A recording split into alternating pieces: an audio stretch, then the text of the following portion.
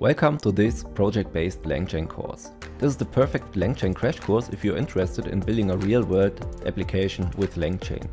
We will build a REST API where a user can chat via OpenAI by creating a SQL database and a vector database. Everything will be containerized with Docker to make it easy to reproduce and shareable with other people.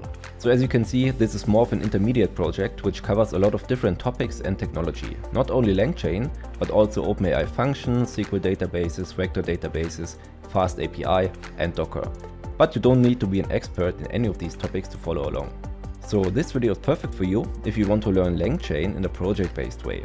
If you want more of a deep dive into all the topics of Langchain, you can also look at my pure Langchain courses both in JavaScript and Python.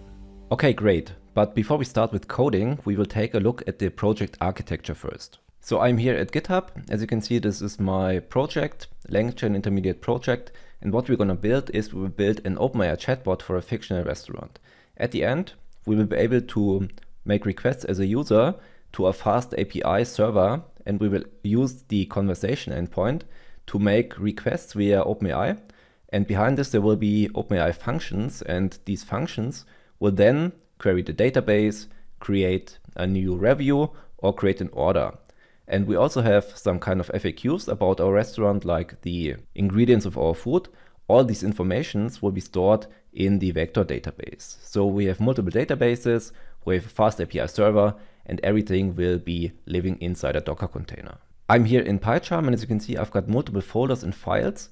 I would strongly recommend that you just check out my Git repository and have the same files and folders also at your own desktop. Since this is kind of a large project, I will not just code along, but I will just guide you through the files to make it easier for you to understand the relations between databases and all of the scripts and classes. So this is the way we approach the code here. Before taking a look at the code, we will have to install the requirements first, and we will use FAISS as our vector database. We will use FastAPI for our REST service, Langchain of course, and then also SQL Alchemy. This is very important to work with SQL databases, UV-Icon as web server, and also of course the OpenAI package itself.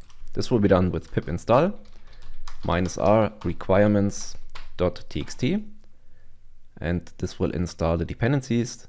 This will take you a little bit longer, and now we are ready to work with the code. Let's now have a look at the app folder, and the first thing we'll do is creating our db.py file. This is where all of our SQL models are stored, and we will create some different tables to store our reviews and our orders. So first we have to import some classes, for example column, integer, string, and so on. These are all important to create the SQL tables.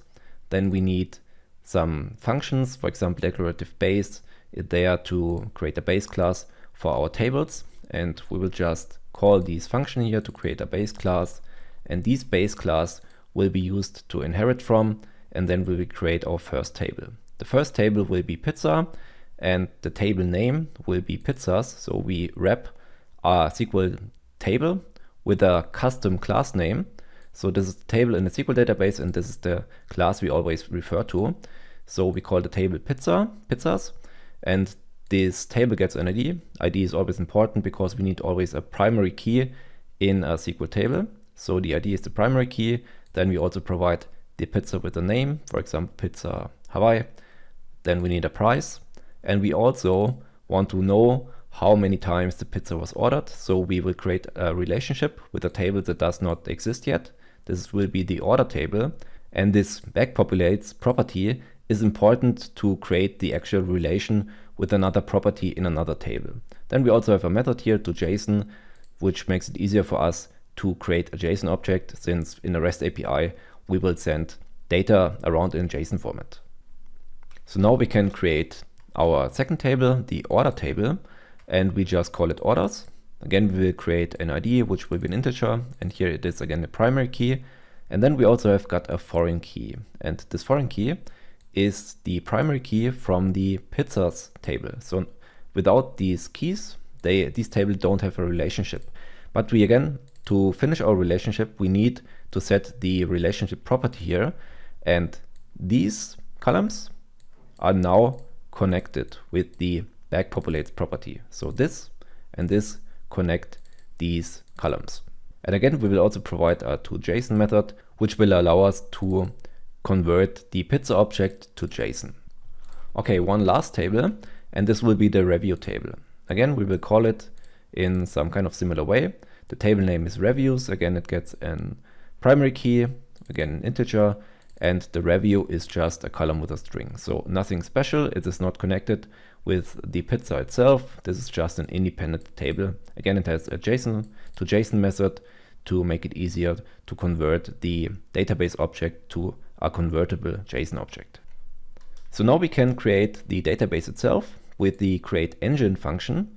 And here's just the path to our file system. So the pizza.db will just live on the computer. As you can see, it's not in the cloud or anything. SQLite makes it easy to create some kind of lightweight and local databases. So this is why we use it here. It will also be in the container itself.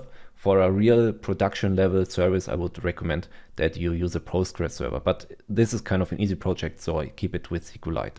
So this create engine function will return an engine object, and now we can create the session maker function, and we have to bind in the engine to this function, and this will create a new session. So every time we make a query to the database, we want a new session object to actually not create any race conditions, where, for example, you write to a table multiple times, but you always want to have a new session. So after creating our SQL database, or creating everything to create our SQL database, we can now write the code to create our vector store. So let's go to the store.py, and first we have to import some loaders. These are responsible for loading text in memory. Then we have to split the text in so-called chunks, because we cannot just store the text as a whole in a vector database. And after splitting it, we will have to use embeddings to create vectors from these chunks. So the text will be represented as a so-called list or array of numbers, and these make it easier to compare via semantic search. And then we need the FICE vector store. There are also other vector stores, but this makes it easier to store the vector store on our disk with Pickle. Pickle is there to serialize and deserialize our vector store. Now let's create a function called create store. This is where we will first load the data. First of all, the data will sit inside the FAQ folder. Here's a single text file called data.txt, and here are some question and answer pairs. For example, what are the hours of operation for your restaurant? And here's the answer from 10 a.m. to from 11 a.m. to 10 p.m. from Monday to Saturday. So this is the information we want to store in our vector store. So we first have to load it, and we will use a directory loader, and we will pass here the directory. And then we use a global search. So every file inside the FAQ folder, which ends with .txt, will be used. And as loader class, we use the text loader. And after defining the loader, we will run the load method, and every file inside the .faq folder, which ends with .txt, will be loaded in memory, and this will be stored in the docs variable.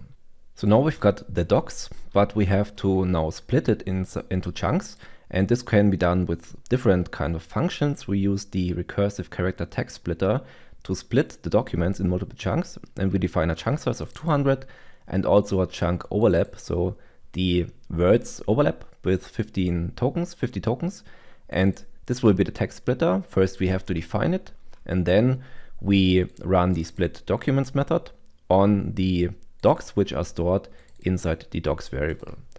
And then the result, this is what we wanna convert to the embeddings now. So this will be converted to an array of numbers. And first we have to instantiate the OpenAI embeddings class, since this model here, which is behind the OpenAI embeddings class, will be responsible for converting the chunks to embeddings. And then we can call the from documents method from the FICE vector store, from the FICE class. This is a class method, and pass in the documents and also the embeddings instance.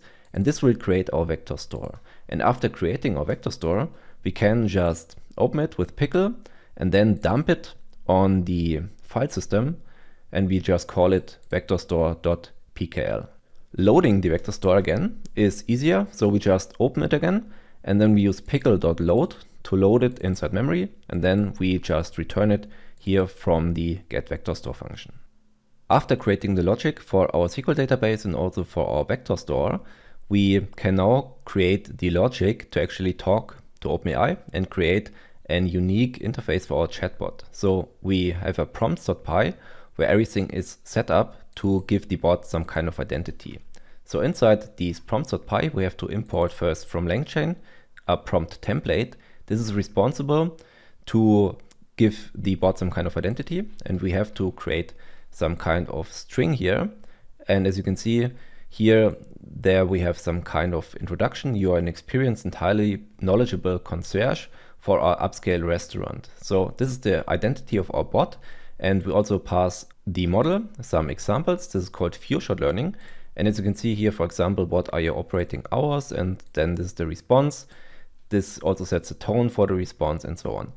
And here at the end, you can see, please note that the context, and this is set in curly braces. So this is a variable.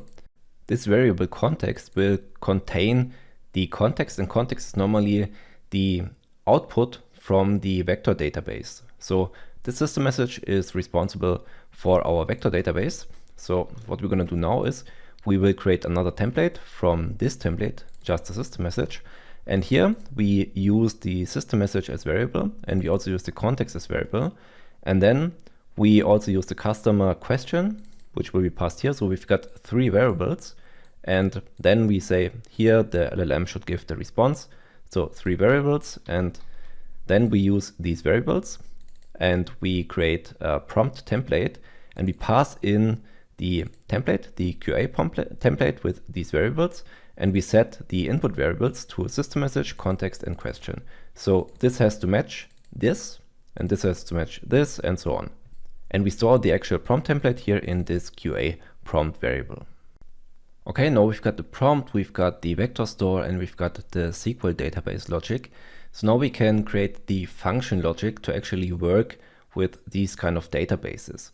The new LLMs from OpenAI, so the newest versions, not only return text as response, but if you pass in functions, which is also allowed in the request now, they may also give you a suggestion how to call a function, so which function to call and what parameters to pass into the function, and actually make it very easy to you to interact with all kind of databases. For example, our SQL database and our vector store. So we have to create some functions which make a query to our SQL database and also to the vector store to retrieve the correct information, or to write a review, or to create an order. So this is what we're going to do now, and this will be handled in our functions.py file. So first, let's import some classes here. For example, from the app.db file, we import the session object, and we also import the pizza class, the order class, and the review class. These are the classes which represent the SQL database, and we also import the prompt. We then, of course, import some kind of chain. This comes from Langchain. We import the retrieval Q&A chain, which makes it easy for us to interact with an LLM and the vector store. So just a few lines to make these kind of connections without making similarity research by ourselves. So everything will be handled under the hood by this kind of chain. We also need the vector store, so we just call or import here the function getVectorStore. Then we'll create our first function. This will be the getPizzaInfo function. And what we're going to do here is we will create a function with a single parameter, which is a string. Then we will create a new session by just calling the session class here. And this gives us access to the database. So we will run a query on the pizza table and filter the name column where the pizza name equals the parameter we pass here. Then we will extract the first match. And there should be only one match, since pizza names should not be duplicated in our table. Then we just close the session. And if the pizza was found, we will return it as a JSON object. Otherwise, we will return pizza not found for our LLM. Okay, now let's create our second function, and this will be the createOrder function. Again, we will pass in a single argument here, run a query on the pizza table, and filter where the pizza name equals this name. So again, this is the same code as before. And if we've got a pizza, so if the return is not none, we can actually create an order. So we will pass in the return pizza object, pass it to the order class. And so we will create a new order by adding the order object to the session. Then we will create a commit, and then again we will close the session. So we created an order with the pizza, which was passed in as argument here. If the pizza was not found, we will also close the session, but just return pizza not found. So if we create an order with a pizza which is not inside this pizza table, this will be returned. Otherwise, we will create a new entry in this order table.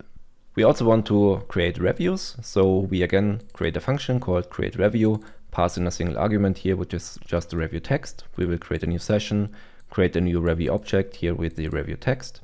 Again, add it to the session, make a commit, and then close it. So this is much easier than before because we don't have to look at some kind of IDs or foreign keys in another table. So after creating the review, we'll just return the review created string here. So now we need a function to talk to our vector database. So we create a new function called askVectorDB, and we pass in a single argument here, which is the query from the user or the question from the user. The retrieval Q&A chain needs an LLM, so we create an instance of the OpenAI class, pass in the OpenAI API key. This we store in the LLM variable, which will be passed to the from chain type class method. And we also have to pass in a retriever. This is just a vector store, which can be converted to a so-called retriever, which makes it easier to retrieve documents from the vector store. So we just call the function here, getVectorStore. This returns a vector store object, and we just chain in the asRetriever method here. So this is the retriever, and then as chain type quarks, we pass in the prompt, which has to pass like this with a dictionary, and the key has to be prompt, and the value has to be our actual Q&A prompt. So this run method will create a request with all of our prompts, and the variables will be passed into the Q&A prompt, and the output will be again passed to us, and we will just return this result from OpenAI. So we've got 4 functions now, and we will store the functions in a dictionary called API functions, and the key here matches the actual function name. So we pass in the function here as key. This is easily possible in Python. And we make it like this because our first call, when we pass in function definitions, which we have to still create, the LLM will decide whether it should call a function or it should not call a function. So if the LLM suggests that we should call a function, we can just extract the correct function by accessing the key in our dictionary. So we always get back the correct function from this kind of dictionary, and we just call it with the correct arguments, which are also suggested by the LLM. This API function dictionary will be also passed to a constructor in our handler.py file, which takes care of all the requests to OpenAI, but this is the most complex file, which we will take a look a little bit later. So one function here is left, and this is just for initializing some pizzas inside our database. We will create a dictionary with some kind of pizzas, for example, margarita, give it a price. So we always have a key and a value. The key is always a string, and the value is always a float. And then we will just loop over the items here and create a new pizza object, add it to the session. We will commit it at the end, and then we will just close the session. So we have just 10 pizzas, and we can create an order when we actually create or start the app. So now we've got our functions, but you don't pass the function itself to OpenAI. There is no kind of Python interpreter or something. You only pass the function definition. So you create an object, a dictionary, which explains how the functions work, what parameter you pass, and then you pass this as a list to OpenAI. I will show you how it looks like. So that's why we've got a functions.py and a functions-definitions.py. Here we just create a list, and this list contains 4 objects for dictionaries. And as you can see here, it's got a name and a description. The name matches the name of the function here. So we've got our getPizzaInfo function with 1 parameter, which is a string, and we also have to do it here. So we pass in the name here, we pass in a description. This description is taken by the LLM and is interpreted if we need the function to answer a question or not. So get the name and price of a pizza of the restaurant. And now we've got some parameters. Very important here are the properties, the pizza name. This is this here. And here we are creating another dictionary. The type is a string, and we also pass in a description here. So this is everything the LLM needs for evaluating if it needs a function to answer a question or not. So we've got our first definition here.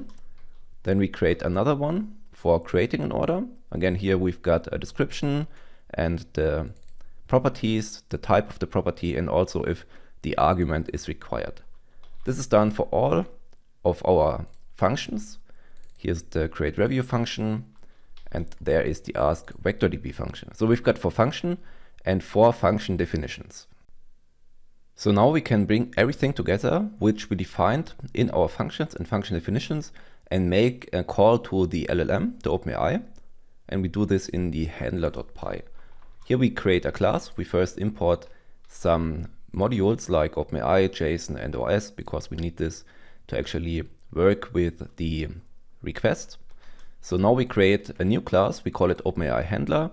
It takes some arguments in the constructor, for example, the API functions. These will be called manually by us. Then we've got the function definitions, and we also pass in a system message to give the bot some kind of identity. This is the same message we also pass to the function here where we create the retrieval Q&A chain. So we want the bot to behave in a similar way. And we also pass in the model GPT 3.5 Turbo. And important, it has to end with 0613 because the older models are not able to use OpenAI functions. Okay, first we have to load the .env file and we have to pass in the OpenAI API key for making requests. So this is be done in the init method. And then we pass in the API functions, we pass in the function definitions and set it as property in our class. So then we create a first method, which is the initial call to the LLM.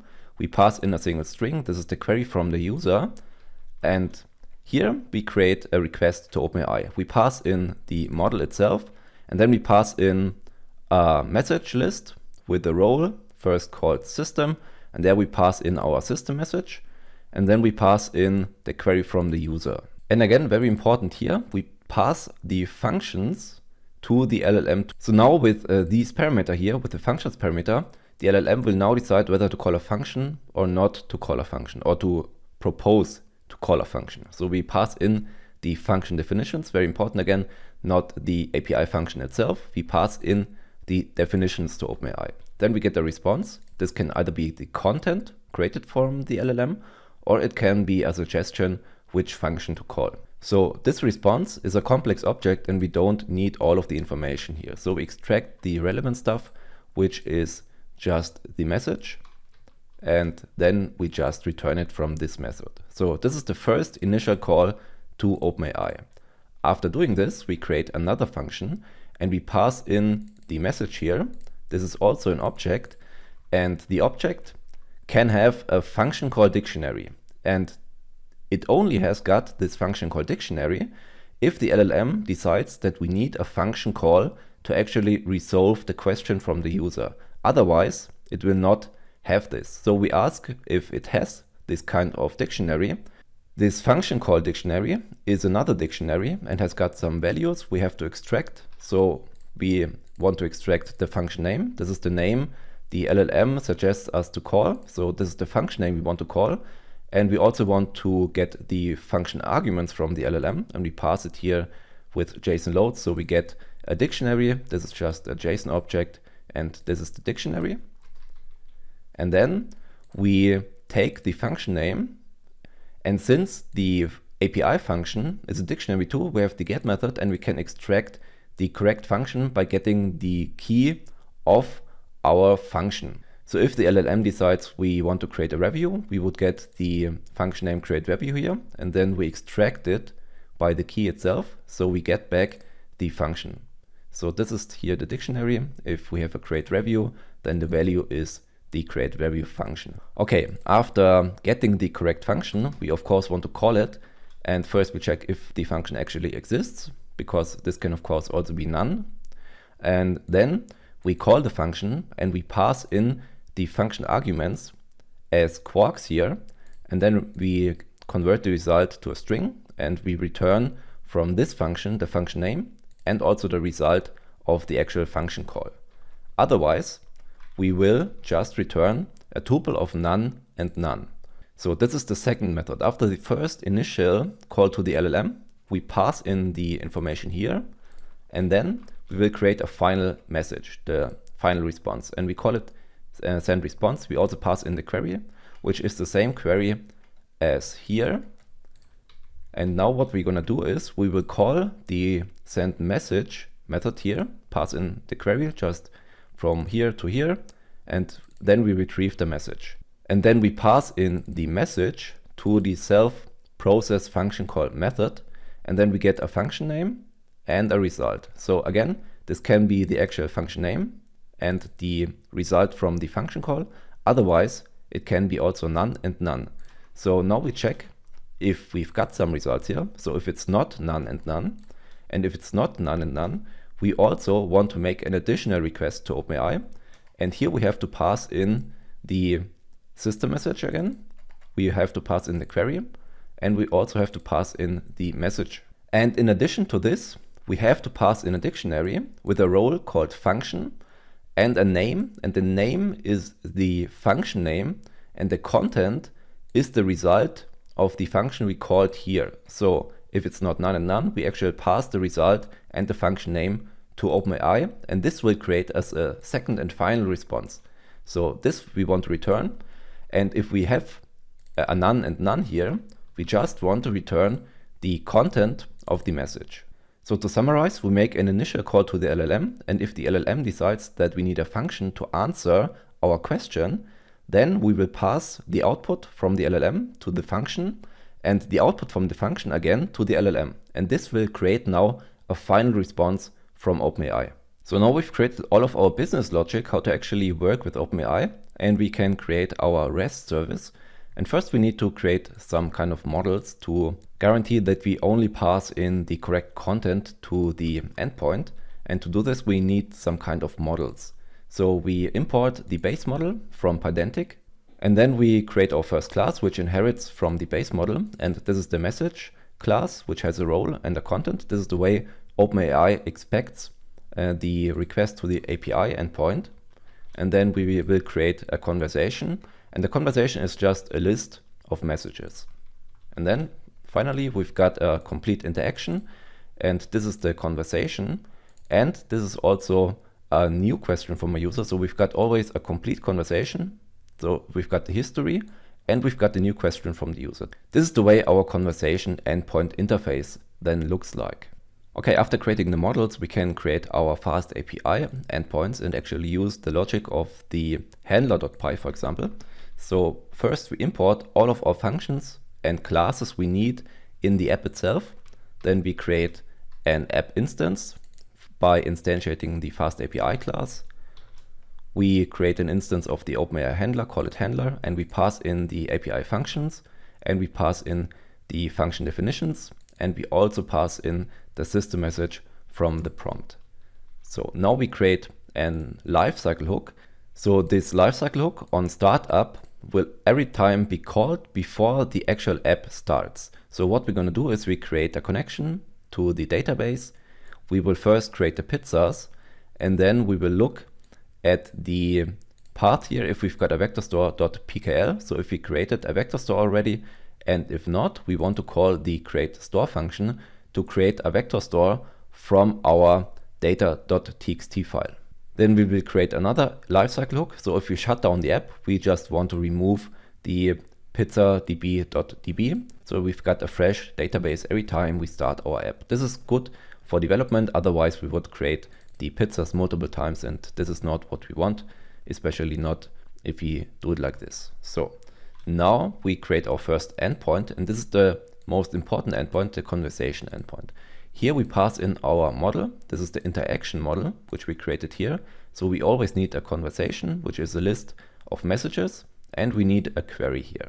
So this is the contract for the user to work with the API. And we pass the query property of the interaction to our send response method of the handler.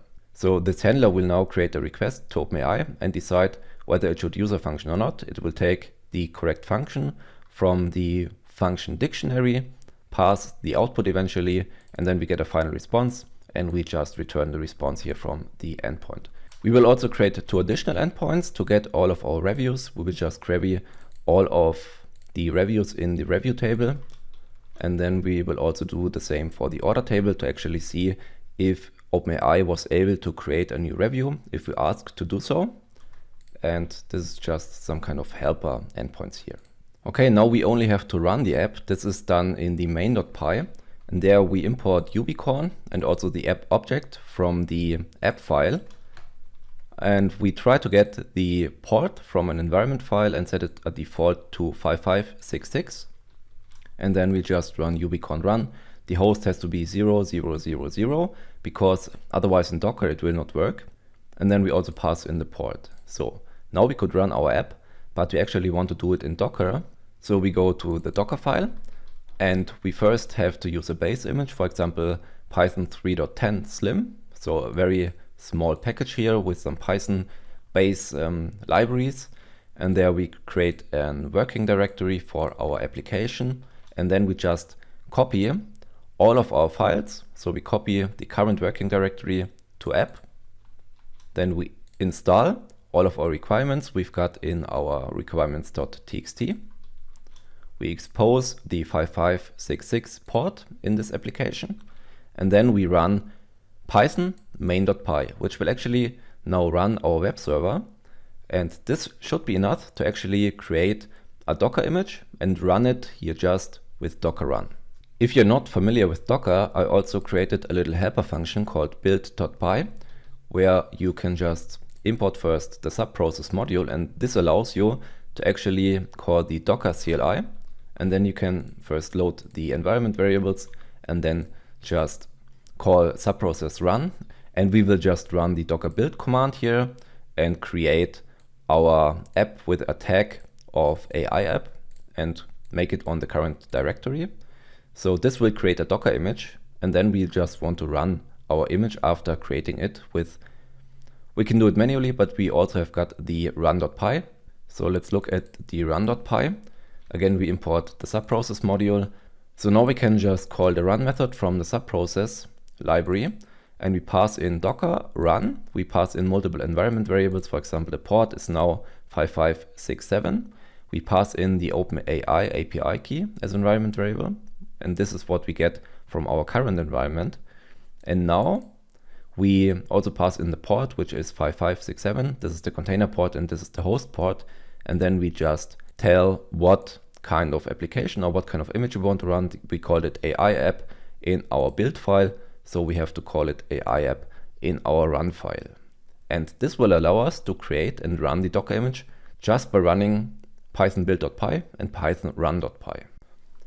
So now we are actually done, and we just run python build.py to now build our Docker image.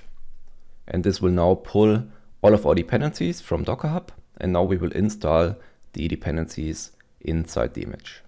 Okay, now we can call python run.py, and this should now create our vector store first. As you can see here, our files are processed, and now ubicorn starts here, and we can just go to localhost 5567 and now work with the application. Okay, this is our Swagger UI. You can access it at /docs, and here we can create our first conversation. But first, let's check that we don't have any reviews. As you can see, there are no reviews and there are also no orders. This is just an empty list. And now we can just talk to the bot. We don't have to pass in anything in the messages here, but we have to pass in a correct query. So for example, if we just say, hello, how are you? We should not be able, or we should not call a function here and just get a response from OpenAI. Hello, thank you for asking. As you can see, this works, but there's nothing really done. And if we check it here, there is no log for a request to a function. As you can see here in the handler.py, I create a print method and we print function call necessary to fulfill user's request. So we don't see it here. So we know that there was no function call actually done. So let's try it again. Let's create a review. I want to create a review. The restaurant is great. Pizza is perfect. So now the LLM should evaluate that it should use the create review function. And as you can see, thank you for positive feedback. We're delighted to hear that you had a great experience. So this is the human-like response from OpenAI, but actually behind this, there should have been a function call to create review. And as we can see in the reviews endpoint, we should now not have an empty list, but we can see we've got a dictionary with an ID 1 and our review. The restaurant is great and the pizza is perfect. So the LLM was able to extract the correct content and actually put this inside the database and not our complete query. I want to create a review is just stripped from the review. This is the actually real review. So this is passed by the LLM to the function itself. Okay, now let's create an order. And here we try it out again. So let's say we want a pizza that does not exist. I want to order ananas pizza, and if we spell it wrong, the LLM should not be able to create an order here. So what we get back, I'm sorry, but we don't have a pizza named ananas on our menu. Okay, so this did not work, but if we pass in margarita, and even if we spell it wrong, I expect it to work.